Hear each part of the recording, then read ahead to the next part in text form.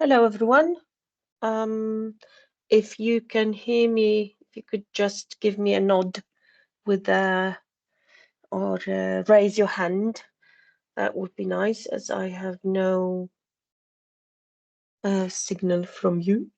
Yes, Ella has raised a hand, so you can hear me. I hope you haven't had any problems with logging in. If I could ask Kasia to share the first slide of the presentation with us, as I am going to be the presenter, but I have my esteemed assistant Katarzyna Wójcik present to help me with the presentation. Thank you, Kasia.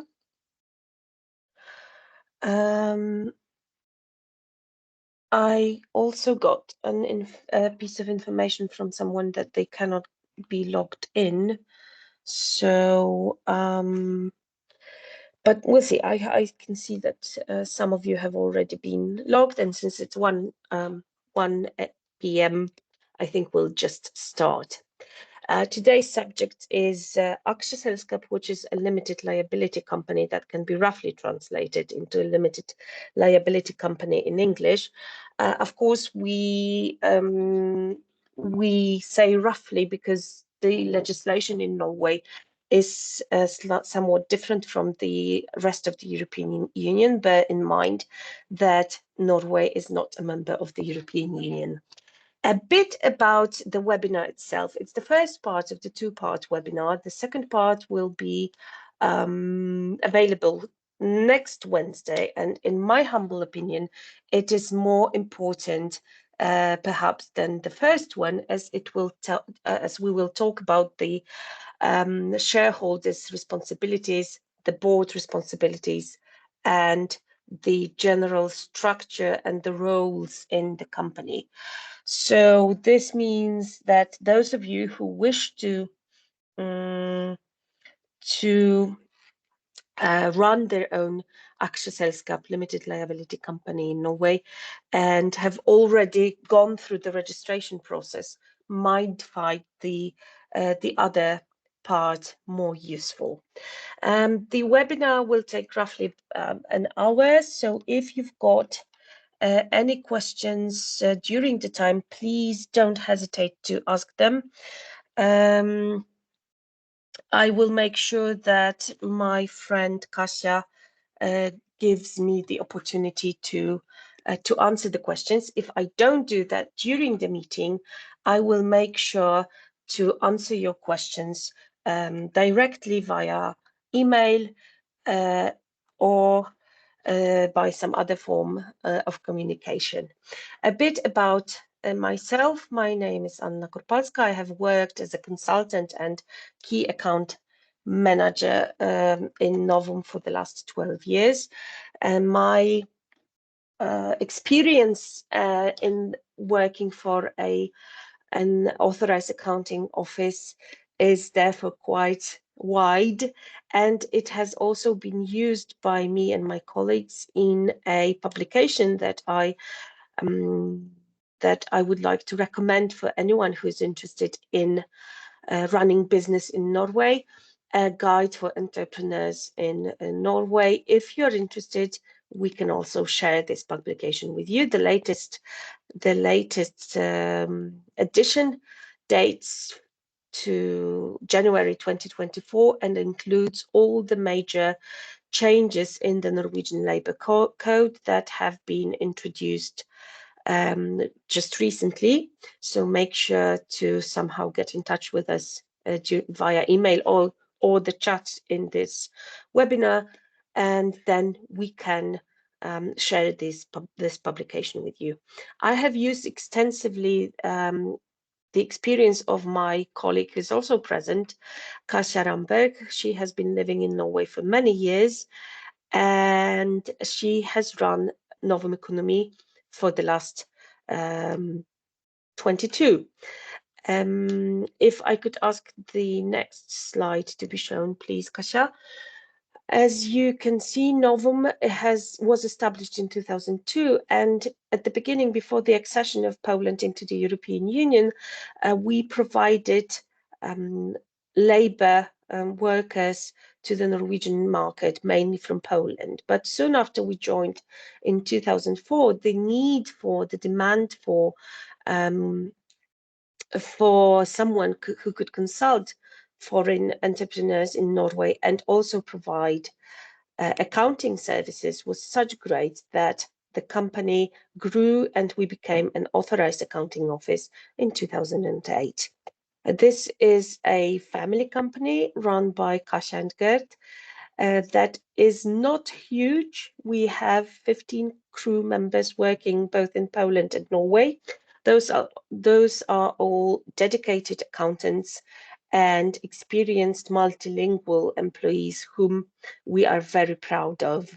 I know that their consulting skills are quite extraordinary actually on the Norwegian market because we have specialized exactly in that, advising foreign entrepreneurs in Norway. We have seen and witnessed growth in the number of foreign owners of Aksjeselskap limited liability companies, but we'll come back to that in a minute. If I could ask the next slide, which will show you the program of our webinar, there will be some questions and issues that I want to specifically address because of their importance, such as the basis for the running of a Norwegian limited liability company, so-called Aksjeloven, the Companies Act in Norway. Again, Norway is a member of the European Economic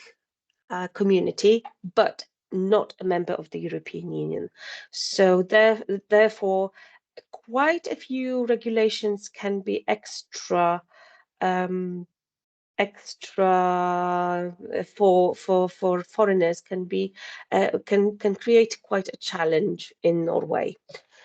We will discuss the documents and the registration of the company, the documents that are necessary in order to the registration to run smoothly. We will discuss a bit roles of different layers of the company, employees, owners, and members of the board, and we will specifically address the experience of a foreign company or foreign owner of the Norwegian LLC. So very shortly, we will also discuss an importance of a possibility rather than importance, a possibility to buy a ready-made Norwegian company and how it can turn out for foreign owners, because of course, like with every easy solution, there is a catch to that one. So almost at the end of the presentation, you will be told what are the cons and pros of ready-made companies available on the Norwegian market. This is a very demanding market, a market that is quite profitable for entrepreneurs, but that it presents challenges that you might not have met in other European countries, especially those that are members of the European Union. So we will also try to include those bits of information in the presentation. And if we could smoothly go to the first proper slide, Kasia, in which we'll focus on the Norwegian Companies Act. If you have not been familiarized with that, I strongly advise you to read through the document. It is available in English on the Norwegian pages and the portal called lovdata.no, where many or all the important legal acts of Norway are available. It's not a very complicated document. It does contain 21 chapters on LLCs in Norway, but we cannot stress more the importance of the legal act. Actually, in my quite long experience not being totally and 100% familiar with the Act caused a bit of a consulting kerfuffle with a potential client. I was not able to answer their questions correctly, and only after reading the Act properly did I find out the answers. So a lot of answers that you might have concerning limited liability company, you will find in the Norwegian Companies Act. Of course, it does, the stipulations of the Act show us and tell us about the articles of incorporation. So stiftelsesdokument document in Norwegian. The share capital will concentrate a bit more in the presentation on that as well. Articles of association, which is vedtekter in Norwegian or statut spółki in Polish, and the organization of the company. Again, if you wish to establish and register an aksjeselskap on your own, it's completely and absolutely possible, but make sure that you get familiar with the Companies Act, plus some advice on the formation of the documents might be needed. If we could go to the next slide, please. I will concentrate on the very beginning of the formation of the company. But let me go briefly through a history. It's really going to be a brief introduction to the Norwegian limited liability companies. Those companies were not as popular as they are now, not only for foreign entrepreneurs, but also for Norwegians, simply because the share capital was quite high. It has been lowered after the reform of a few years back, and the minimal share capital is now 30,000 Norwegian kroner, which is an equivalent of roughly 2.5 thousand British pounds and 2.5 thousand euros, approximately 12,000 zlotys. So that is not an enormous sum, of course, depending on the activity that you're going to perform in Norway, but we might get a bit deeper into that next week. The basic fact is that the sum of the share capital is 30,000 kroner. Once we have decided that we want to open an aksjeselskap, limited liability company, we need to know who we are going to partner with. And in the Norwegian Companies Act, the stipulation says that there can be minimum one partner or one owner of the shares in the company. That means that a private person can be the only shareholder in the company. But we can, of course, have more shareholders, and they the number of shares can be unequally divided. The division of shares can be agreed upon by the shareholders. It doesn't matter if you decide to have 20 or 40% of the shares. What we advise is usually not to have equal division of the shares, 50-50, as later if a conflict may arise, this might cause some problems for the shareholders. But one shareholder or more shareholders is absolutely fine. Plus, we can have a company, so a legal subject that can be a shareholder in the Norwegian company. And here is something extra for foreign entrepreneurs. A foreign company can also be a shareholder, an owner in a Norwegian company. So once we've decided what the division of the shares and what the structure of shareholders is, we need to decide on the number of shares divided between the owners. And we also need to decide whether our company needs a statutory auditor in Norwegian revisor. The current law stipulates that a limited liability company needs to employ an auditor after reaching a turnover of 7 million kroner. So then it's obligatory, of course, during the following year, after the year that the turnover has been reached. But the statutory auditor is probably a subject for a separate webinar. So if you so wish to get your information on this particular subject, let us know in the comments section or question and answers section, which I can spot is still empty. Okay, then once we have decided who the owner is, whether we need the auditor, how we divide the shares, during the meeting, the founding meeting, we will also draw a draft of the articles of association. And the meeting, the founding meeting, stiftelsesmöte and stiftelsesdokument, articles of incorporation, are very important documents that are or form the beginning of our registration process. And next slide, please. So we have had a meeting where we established that we want to pay in share capital. As I said before, the share capital is of minimum 30,000 kroner. However, it can be higher. Now, the advice of an experienced consultant in that matter would be, if you decide to have a small limited liability company where the risk is not as high as in a big corporation or big company that involves a lot of risk and a lot of machines and a lot of employees, then 30,000 kroner is absolutely all right.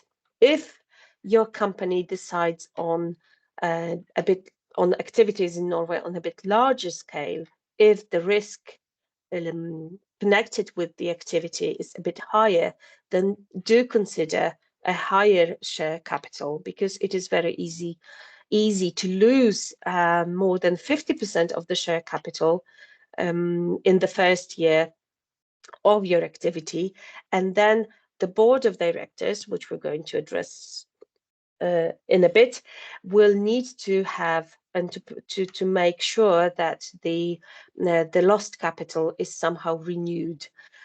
So that is something that you might want to use an experienced consultant and especially accountant for.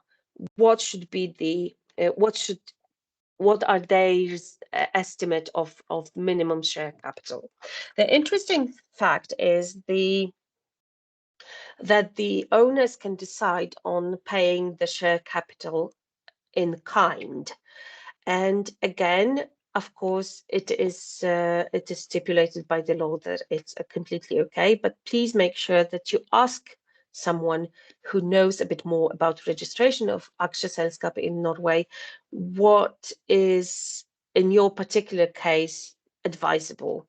If you have an office equipment such as a computer, a mobile phone, and perhaps a printer that are worth 15,000 kroner, perhaps it's not the wisest thing to bring them in as the capital paid in kind, as every capital paid in kind requires an appraisal if it's not brand new, and also an evaluation of a statutory auditor, which of course costs money. So perhaps when you plan to bring in the capital in kind on the lower level, then it might not be preferable because of the additional costs. However, if you have a machine or a car that is worth several 100,000 kroner, you might consider bringing it in kind and then asking an authorized accountant whether they know an authorized statutory auditor that might be helpful in that matter. So we've covered the share capital. If there are no questions about it, then the share capital has to be paid in somehow and somewhere. And of course, this somewhere is a bank. We'll deliberate more on how to do that in a Norwegian bank. I'll give you some examples of how difficult it might be to just pay in the share capital in Norway. But do not worry, at Novum we know how to successfully register a company that is owned by foreign citizens. If I could ask for the next slide, please. Once we know how much share capital is going to be paid, and once we know the division of the shares, and once we've had the meeting, we will have to prepare the articles of association for the company. Vedtekter. This document is a public document. It had to be presented for the registration, and as in my experience, as it happens to be in Norway, the simpler the document, the better. There are ready-made templates that you can find on the internet. You can ask a consulting office to help you with the articles of association. But please bear in mind that this document is a basis for the operations of your company. So whatever you wish to include in the articles of association should find its place there. However, again, bear in mind that the articles of association in Poland or in Great Britain may differ slightly from what the register office and the auditors and accountants are used to in Norway. So I strongly suggest that you discuss it with someone who is helping you with the establishment of the limited liability company in Norway. As you can see, the minimum requirement for the Vedtekter statute or articles of association is not very complicated. It should include the company name, object of the company, and also the amount of share capital plus the nominal value of shares. The object of the company might come to your careful consideration, as this will be part of the registration. The registrar in Norway will provide you with a certain industry code, according to which a lot of things will happen with your company. So if you wish to the object of your company to be sales of certain objects, then fine, you just write in sales. But you might also consider that you want to I don't know, have a consulting activity, or you might also want to present webinars. Then you might consider having it written in your articles of association for the registration purposes. Again, ready-made templates are available online.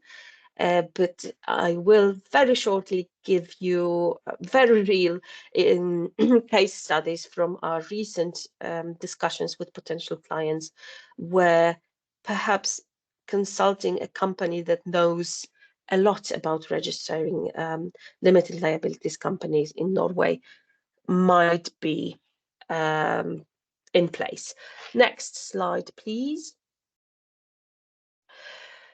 Once we have the ready document of articles of association, we would like to have a board of directors ready for... Oh, sorry, I've just received a question from Matej. Is it possible to change the articles of association after registering of the RS? Yes, it is possible, but it has to be decided by the highest authority of the company. So a meeting of shareholders or meeting of the board, someone has to accept the changes in the articles of association, and then the articles of association have to be updated in the register of companies, which is Brønnøysundregistrene. We'll talk about a bit more about the shareholders meetings and the board obligations next week. So make sure, Maciej, that you join us next Wednesday. We need to have a board of directors. That is an obligation set by the Companies Act in Norway. However, we can have a single person who will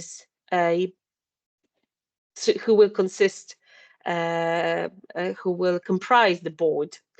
And we have seen such companies where you have one owner of the company, a private person, one board member, and they might also be managing director, daglig leder, or not, because that is not obligatory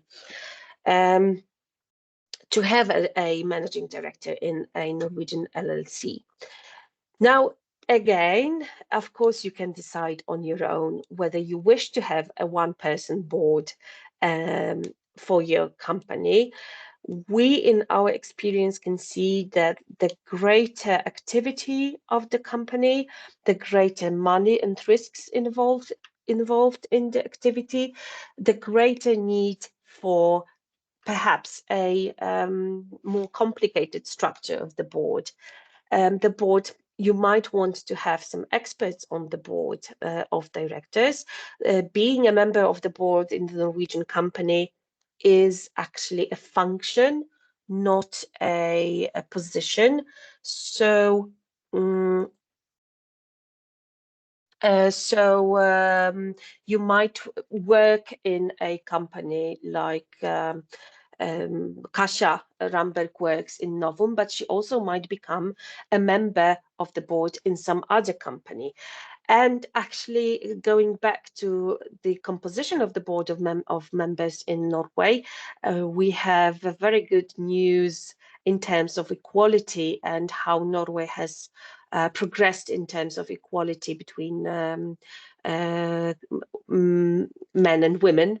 In this case, actually, a new law has been introduced which states that 50% of board members in companies should consist of women members. Katarzyna has been to several courses and she is now an authorized board member, so she can be a board member for external companies. And of course, she has shared her experiences with me and our other staff. That's why we have decided that we can share the knowledge further with you, because this is a new development in Norway. As you all know, Norway is a very progressive country when it comes to equality, but they have decided that among those 400,000 limited liability companies existing in Norway, still the number of female board members is too low. And that's why the new regulation has been introduced. So once we've decided who the board member should be, who will have the function of the board on the boards of directors, how many people will be sitting on the board, we can also decide on their honorarium, as it is called in Norwegian, styrehonorar. Since this is not a position but a function, the board members can receive remuneration in the form of a payment. It's not actually a salary, but a payment. What about foreign nationals on the board? As you know, a foreign company or a foreign citizen, a foreign individual can be an owner in the company. Before recent changes in the law, it was said that at least half of the board members have to be residing and be citizens of European Union countries. So in case of some of our clients who were from Ukraine, for instance, or Brazil, they could buy shares in the Norwegian Aksjeselskap. They could establish and pay in shares in a Norwegian limited liability company. But if they wanted to be a sole member of the board, that was not possible unless they lived in the European Union or the European Community, and they held the passport, the citizenship of a European Union country. This has now changed, and the requirement is that at least half of the board has to consist of individuals living in a European Union or European Community country. That means that a citizen of Ukraine who resides in Norway with a permanent residence permit or a residence permit can become a board member in an LLC. And plus they have to have part of the other part of the board has to consist of Norwegians, Poles, or other European Union, European Economic Community citizens. This is a simplification that is a great opportunity for foreign entrepreneurs from the countries outside of the European Union to become not only the owners, but also board members in their limited liability companies. Sorry for that. I see there are no questions about the board. Remember that we will talk more about the responsibilities, the liabilities, and the financial responsibility that the board members have in a limited liability company. So make sure to join us for the next week's part of the webinar, as in our experience, foreign owners of the companies and board members who don't always speak Norwegian, and of course this is not their obligation, but they don't always know the particulars and the regulations in the Norwegian law, and that might actually cause a lot of problems for the company and for the board members, and we'll have some case studies that we'll discuss next week. And tell your friends about the webinar who wish to operate in Norway or who are operating in Norway, so that the number of our participants gets a bit higher at least. Let us not concentrate on the minimum share capital or minimum participants of the webinar. Let us go and aim higher. And with that optimistic remark, let's go to the next slide, please, Kasia.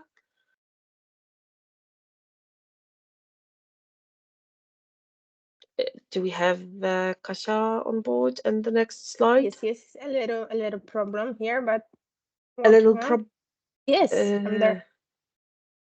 Yes. Now we have come to thank you, Kasia, to the most challenging and to the most probably important part of the registration process. We already have the board members, we already have the stiftelses document, the establishing document, we have the articles of association, we know what the company will deal with, and then we have to pay in the share capital. And that might cause a bit of a commotion amongst our board members and owners. But since the Norwegian banks are probably the strictest financial institutions I have ever been in touch with and I have ever witnessed. If you are used to opening bank accounts in other European Union countries, this is not the case in Norway. You cannot just open a bank account via email if you're a foreigner, that is, because of course this is simpler when we talk about Norwegian citizens with the Norwegian personal number. So I will say that the challenge mainly presents itself for foreign citizens or foreign company owners. What banks have we got to choose from? Of course, the most popular one is DNB, which is the National Bank of Norway. Of course, it is also the most demanding one and the most challenging one. What other banks do you have can you choose from? Sparebank is a popular one. The one that is known in other European countries is Nordea. We have some other banks that are available. in our experience, sometimes the smaller banks, which are just the branches of bigger companies, can be a bit more friendly towards foreign citizens. Why do we say that it's challenging to open a bank account in Norway? Well, the financial institutions in Norway, as well as accounting offices like ours, come under a huge scrutiny of financial authority of Norway's Finanstilsynet. And according to the European Union legislation and to Norwegian legislation, they have to pay particular attention to an Anti-Money Laundering Act, which poses huge requirements for, as I said, financial institutions. So each financial institution in Norway has to make sure that their clients go under a detailed investigation. And once you are a Norwegian citizen or a resident of Norway with a permanent Norwegian personal number, that is of course easier because you have already established your personal bank account in Norway. So establishing a company bank account should not pose a huge problem. Once you're a foreign citizen who wishes to open a bank account for their limited liability company in Norway, this poses a bit more challenge, as the bank has to know your bank history from the country of origin. And they actually do send a lot of questions regarding your financial history, regarding the share capital in the Norwegian company. Our expert on the matter is Kasia from Drammen, who deals on the daily basis with banks and with their questionnaires. Now, the situation changes from week to week, really, because recently I've been telling my potential new clients that their actual presence in the bank is not necessary, as the owners of the foreign company who wishes to own a Norwegian company. This has changed because last week our Portuguese client received an email after several emails that have been exchanged between us, the bank, and the client. The recent email has stated that the bank wishes for the board member of the foreign company, the Portuguese company, to come in person to the Norwegian bank in order for them to check his identity. So the banks are very thorough when it comes to checking foreign citizens who wish to open a bank account. If you have a temporary Norwegian personal number, a so-called D number, your chances of opening a bank account are even smaller than those of a person who has lived permanently in Norway and has a permanent Norwegian number, which is called fødselsnummer. It sounds a bit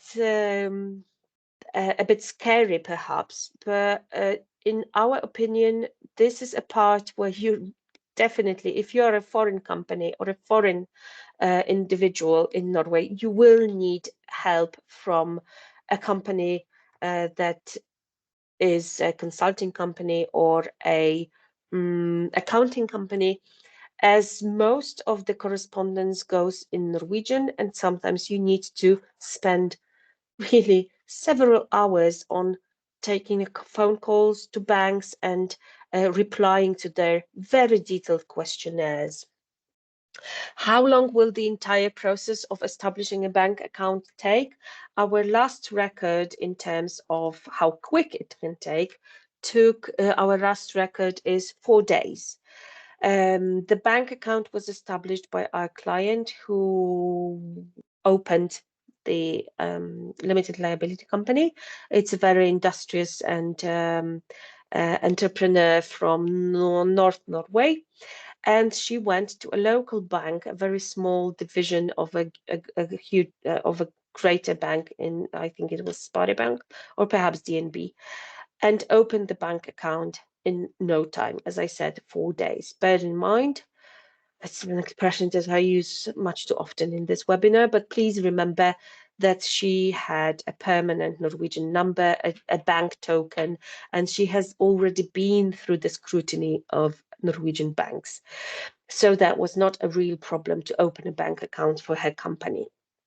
Now, what is the worst case scenario? Well, the worst case scenario is that your bank account will never be opened, and we have had several such cases.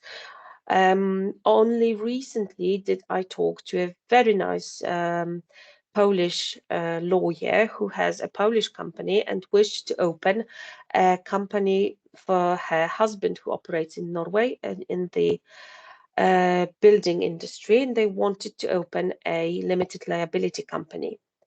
But the bank has not been able to open their company account for the last 6 months. So my advice and our advice as an authorized Norwegian accounting office is use someone who has been experienced with establishing bank accounts for foreign citizens.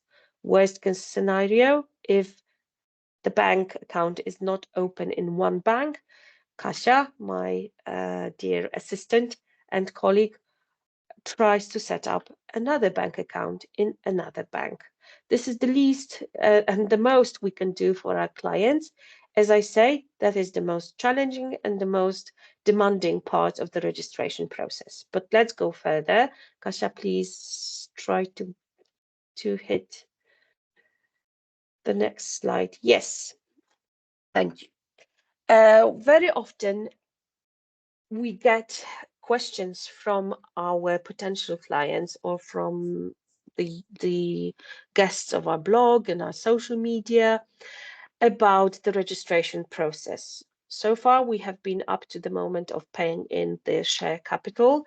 And the question is, should I, just like in case of establishing an LLC in Poland, come personally to meet a lawyer, a consultant, a notary public, or the registrar?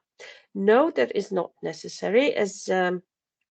As you might experience in Norway, a lot of correspondence with the authorities goes on through the internet and is absolutely digitalized. However, again, please remember that your presence as the board member of the company who wishes to establish a Norwegian LLC or as the owner of the Norwegian LLC from abroad, your presence might be required by the bank where you should open your company bank account. We also had a question by someone during the Polish webinar whether it's possible to have more than one bank account. The answer is, of course, it is possible. However, we do not know if you manage to open more than one bank account in a Norwegian bank. If you do that, please let us know. We might use your expertise in that matter. But of course, the company account, the requirement for company account is that there should be definitely one company account where you can pay your incoming invoices and also receive the money from the invoices that you issue for your clients. Of course, this is the whole point of having a limited liability in Norway, and that is to earn money. The possibility of owning a bank account and being the owner and the board member of foreign individuals we have discussed.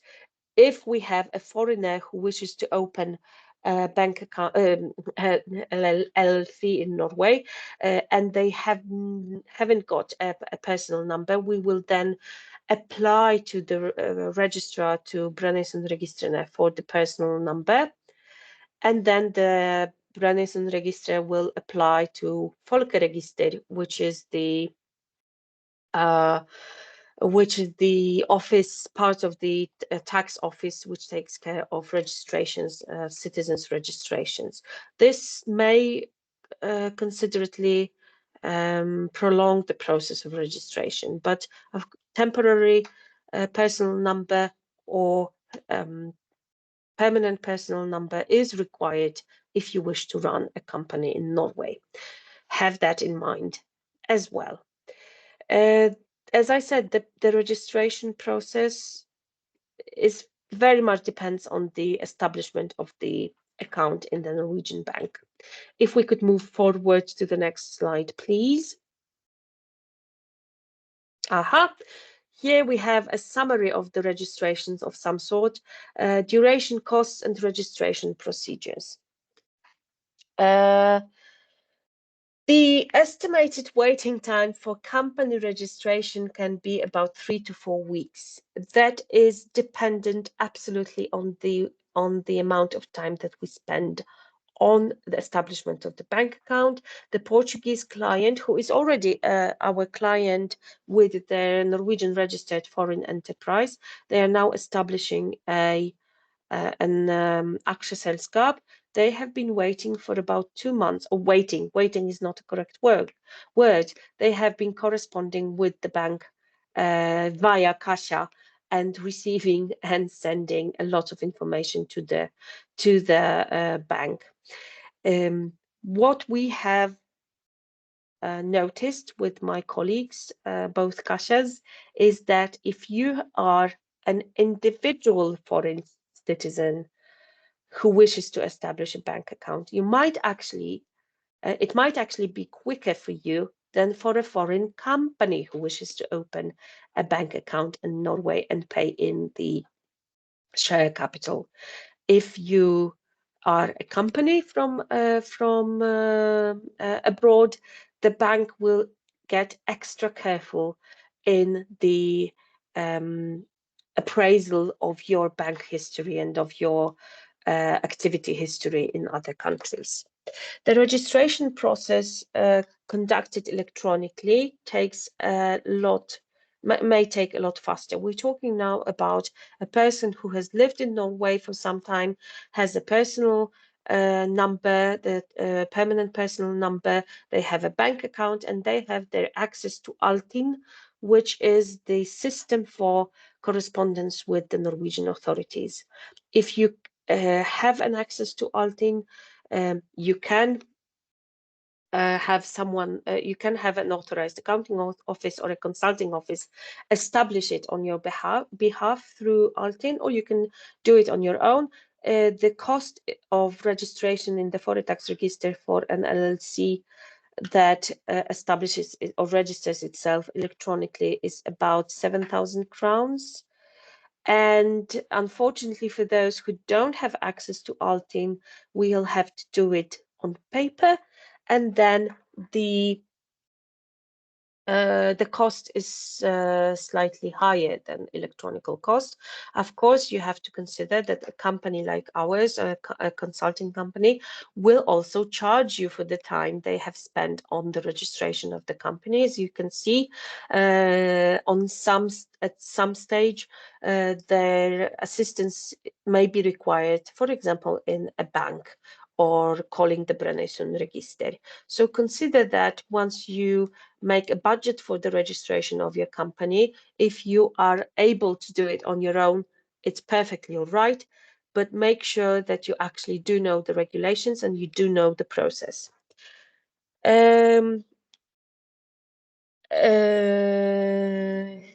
Yes, the tax identification number of the company will be assigned once your documents, the articles of incorporation, with the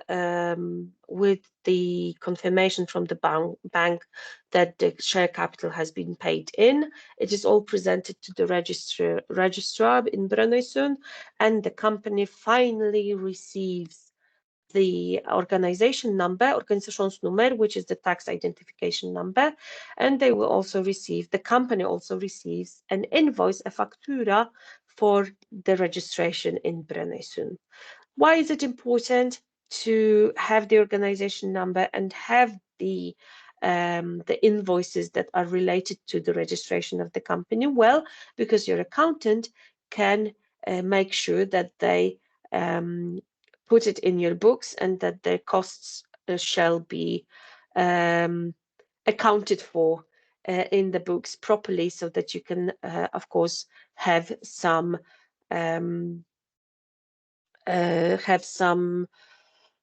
taxable privileges on the costs that you produce in your limited liability company.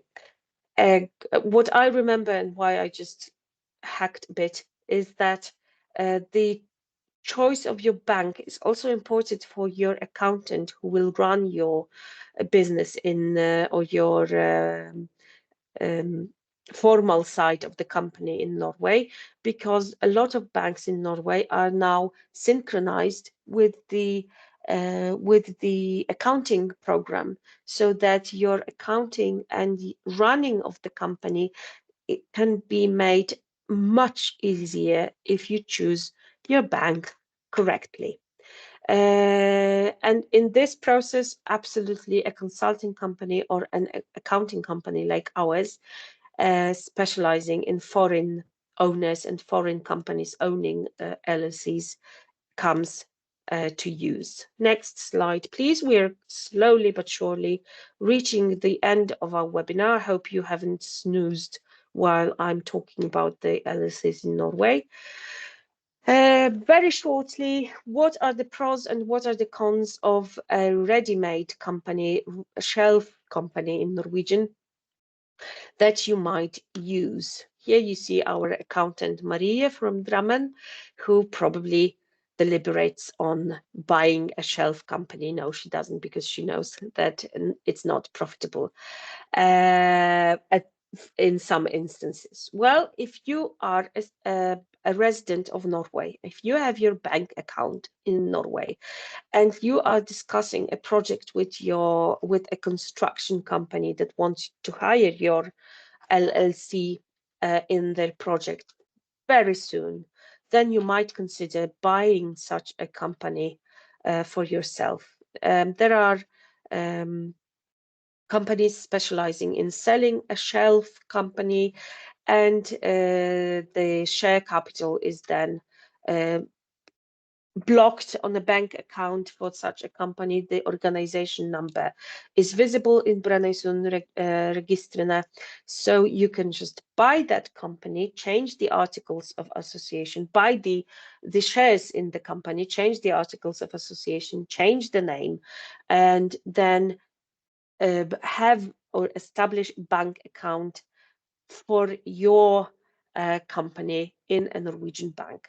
This is not an automatic process. So if you are a foreign citizen who wishes to establish an LLC in Norway and you've just bought such a company, you will have to bear in mind again that the bank will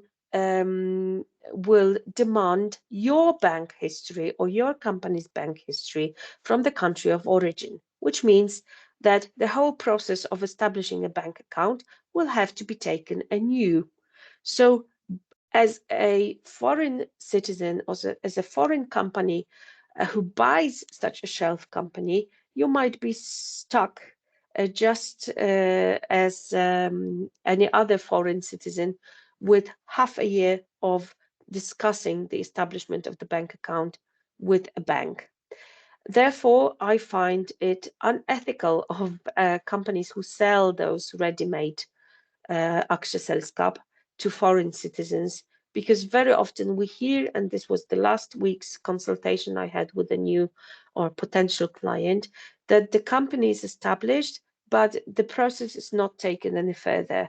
So actually the owners of the Norwegian LLC have a company with no functioning bank account, and therefore cannot actually perform any activity that is the core activity of the Norwegian company.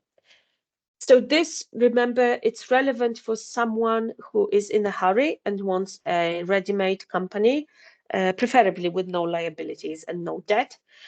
So sort of a zero company, but the condition is that you have a bank account already established in Norway. Next slide, please. No questions as I see. Remember, you can always pose them to me personally or through email. No problem with that. To sum up the first part of our webinar, which concentrated on the required documents and the registration process. What documents are needed if you wish to establish an LLC in Norway? First of all, you will need a founding document, which is a dokument założycielski in Polish or articles of incorporation in English. So you will have the board, the owners of the company decide on that. It is worth checking if your name, the name you have chosen for your company, might not be already registered in Brønnøysund Registrene. The address for the register is here to the right on the slide. brreg.no is the national register for everything. If you wish to register a license for hunting or fishing or your car, or your company, you always go to brreg.no. You can also find useful information then on your clients or your competition, but that should be a part of a totally different webinar on how to be successful in Norway and check out or spy on your competition. So once you have the two documents, the articles of incorporation and articles of association, you need to have a registration form, which you fill in properly, because once it is not filled in properly, the company will not be registered. And then you should have perhaps not a confirmation, but a confirmation on share capital from a bank. And you should also have a statement on asset contribution in kind and auditor's confirmation. So if you pay the capital in kind, you need additional documents for the registration. With all those documents, you submit to Brønnøysund Registrene, and you should, after a successful completion of all the documents and successful negotiations with the bank, you should receive your company's organization number. The application for the Norwegian personal number, remember, for those who wish to establish a company in Norway but are foreign citizens, you should also apply for a D number. And the last slide will just conclude our webinar. I hope you found it informative and not as boring as one might presume a registration of a company might be. Please join us for the next event, which is already next week, the 24th of April at 1 p.m. Those of you who got very excited about the case studies and the horrible things that might happen when you're an irresponsible board member of a Norwegian LLC, please do join us. I will also have some success stories, so that it's not only going to be a horror story. All in all, the registration process of the company in Norway might be demanding. It might be time consuming, especially for foreign citizens and companies, but with proper know-how and someone who can assist you. Remember, it is one of the richest countries in the world with the most stable economy. So I strongly encourage you to follow your dreams and establish a limited liability company in Norway. If you have no further questions, I will end the webinar, wishing you all the best and a great day. And I will make sure that you will receive the recording from the webinar in case you wanted to check some details of what I've just presented. All the best and see you next week. Thank you.